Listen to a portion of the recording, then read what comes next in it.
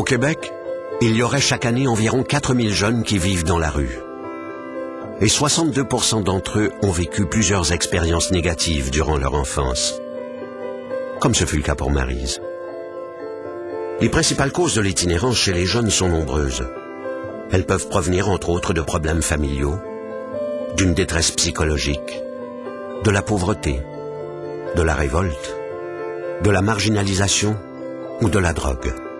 Jusqu'à 50 injections par jour pour Maryse. Mais si les causes sont nombreuses, les effets de l'itinérance chez les jeunes sont encore plus nombreux. L'exclusion, la pauvreté, la santé, la toxicomanie, la criminalité, le suicide et les nombreux préjugés. Maryse en sait quelque chose. On dit des itinérants, jeunes ou vieux, qu'ils sont des êtres sans, parce qu'ils sont sans logement, sans emploi, sans famille, sans revenu, sans santé et sans droit. Les 18 Centraides du Québec font plus qu'aider les jeunes itinérants comme Maryse à s'en sortir. Centraide est un investisseur social. Au Québec, Centraide investit dans plus de 1500 organismes ou projets qui viennent en aide à des gens de tous âges, pour leur permettre de mieux prendre leur vie en main. Centraide investit dans l'aide aux jeunes et aux familles pour mieux prévenir l'itinérance. Centraide investit dans le présent des jeunes itinérants pour qu'eux aussi aient un avenir.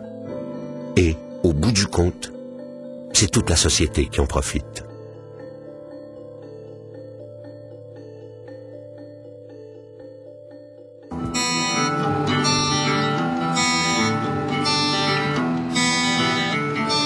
Le passage, pour moi, c'est comme un genre de refuge dans lequel j'ai du soutien. Disons que c'est la maison d'hébergement à laquelle on s'attache d'abord avant tout, je crois. C'est un passage, justement. Je me suis retrouvée dans une situation difficile. J'ai eu besoin d'un endroit où vivre au lieu d'être dans la rue. La porte est toujours grande ouverte pour nous.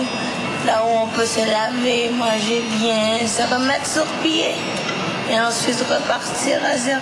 C'est avant tout une expérience extrêmement intéressante d'être en contact avec des intervenants qui cherchent à aider des femmes qui en arrachent beaucoup dans la vie. On peut dire que c'est grâce à Passage que je suis toujours vivante. Je venais pour les ateliers d'écriture. J'aimais beaucoup ça parce que ça me permettait une journée dans la semaine de pouvoir faire garder ma fille. Les ateliers, je trouve ça très bon parce que, comme pour moi qui n'ai pas travaillé depuis des années, ben, ça me prépare tranquillement à la réinsertion au travail. Moi, je trouve que Passage, tout le bien qu'ils ont fait. D'ailleurs, quand je suis arrivée ici, c'est sûr qu'il y avait des filles puis qui avaient du potentiel. Et parmi ces filles-là, il y en a qui sont engagées à Passage pour aider les autres. Ça, c'est magnifique. Je me suis rendu compte que peut-être aider les gens, c'est vraiment ce que je voudrais faire dans la vie. On va toujours compter sur moi pour aider Passage. Puis je pense que, tu sais, je vais toujours être de proche ou de loin. Je vais être là. De voir les filles qui changent, qui viennent nous revoir après des années, qui nous parlent de Passage, c'est vraiment beau de voir ça. De voir la maison qui m'a accueilli, quand tu te sens un déchet là, dans la société, tu te sens rien, là, puis il y a du monde ici qui t'accueille là, tel que t'es. Là.